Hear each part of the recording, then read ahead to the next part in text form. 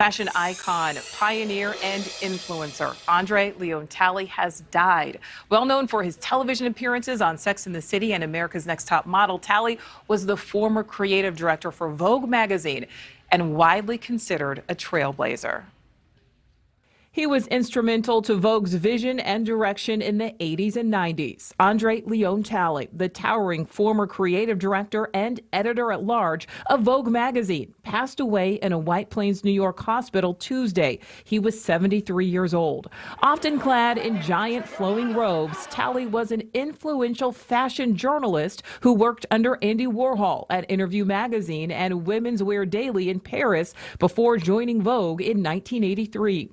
He was hired by editor-in-chief Anna Wintour, who later appointed Talley as creative director in 1988 and later editor-at-large, which he held until 2013.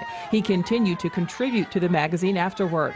Known for his genius sense of fashion and its history, Talley was a regular in the front row of fashion shows in New York and throughout Europe. He stood an imposing 6 feet 6 inches tall and impacted the fashion world with his bold looks. Born in 1948 in North Carolina, he attributed his sense of style and eye for fashion to the churches he attended growing up with his grandmother, who raised him. He was just a boy when he discovered Vogue magazine at a library on the campus of Duke University, where his grandmother worked as a maid. Despite his humble beginnings, Talley became a fashion icon, author, speaker, and one of the most influential fashion journalists of all time. He later became widely known to television audiences as a judge on America's Next Top Model and made appearances on Sex and the City and Empire. In 2008, Talley became a stylist at the White House for Barack and Michelle Obama. He advised the former First Lady on her style, introducing her to designer Jason Wu, who went on to create her inaugural gown.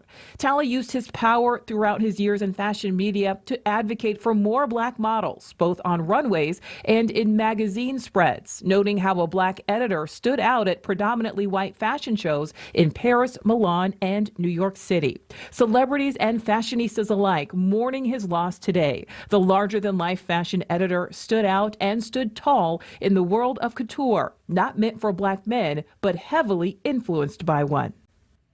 Thanks for watching. Click the red subscribe button below so you can get more of NewsNation's fact-driven, unbiased coverage.